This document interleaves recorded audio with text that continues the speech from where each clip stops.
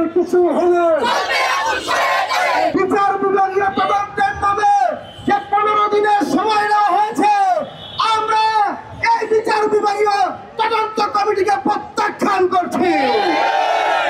একটা আপনারা ভিডিওতে দেখবেন সুস্পষ্ট ভাবে প্রত্যেকটা হামলাকারীর চেহারা দেখা গিয়েছে। তারপরও কেন 15 দিন সময় লাগবে এই হামলাকারীদেরকে চিহ্নিত করতে?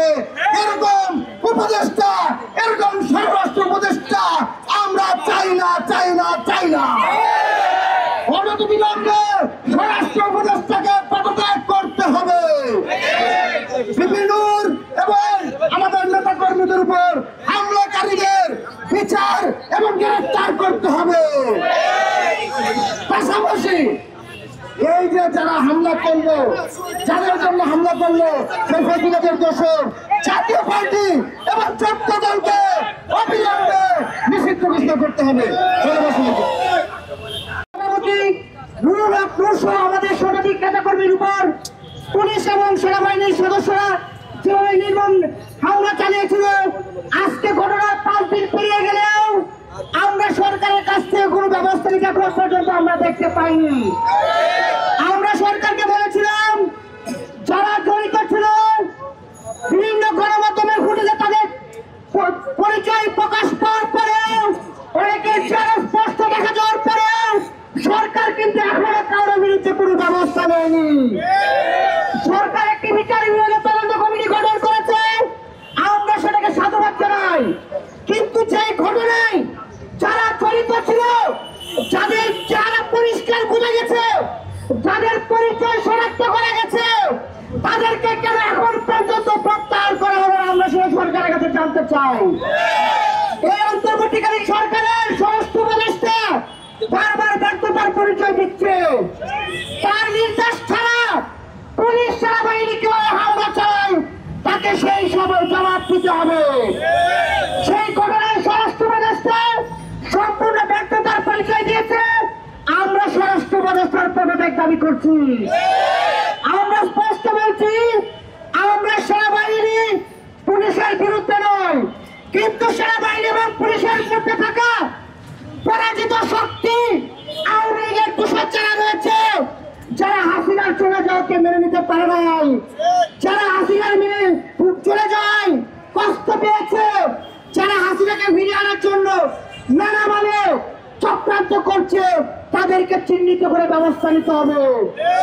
আরেকটি কথা বলে শেষ করব, আওয়ামী লীগকে নিষিদ্ধ করা হয়েছে, তাদের নিবন্ধন বাতিল হয়েছে। এই আওয়ামী লীগ গত 15 বছর যে দুঃশাসন কায়েম করেছে, তার সহযোগী ছিল জাতীয় পার্টি। যদি আওয়ামী লীগকে নিষিদ্ধ করা হয়, যদি আওয়ামী লীগের নিবন্ধন বাতিল করা হয়, তাহলে একই অপরাধে 14 জন এবং জাতীয় পার্টিকে কেন নিষিদ্ধ করা হবে না? আমরা স্পষ্ট বলছি, নুরুল হকের উপর হামলা ছোটখাটো কোনো বিষয় নয়। আমরা দেখেছি এই গণঅভ্যুত্থানের প্রত্যেক শক্তির উপর সেনাবাহিনী এবং পুলিশ সদস্যরা প্রায়ই চড়া হচ্ছে, অথচ আমরা দেখি ঢাকা শহর সহ দেশের বিভিন্ন স্থানে আওয়ামী লীগ ঝটিকা মিছিল করছে। প্রশাসনে থাকা গোয়েন্দা সংস্থার লোকজন, সেনাবাহিনীর লোকজন তাহলে কি তাদেরকে প্রশ্রয় দিচ্ছে কিনা আমরা জানতে চাই। আমাদের এই শান্তিপূর্ণ কর্মসূচি চলবে, আমাদের এই মিছিল শেষে আমরা পল্টন অবরোধ করব। আমরা সরকারের কাছ থেকে সুনির্দিষ্ট স্পষ্ট বক্তব্য ছাড়া আমরা পল্টন অবরোধ ছাড়বো না।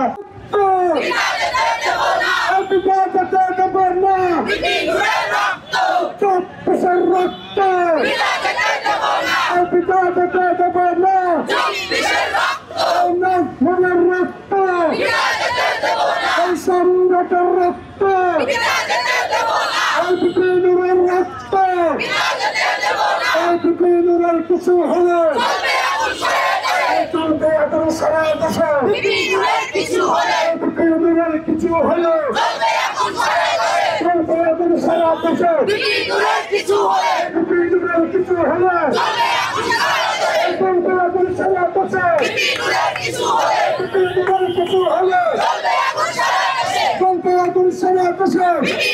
কিছু হলে কিছু হলে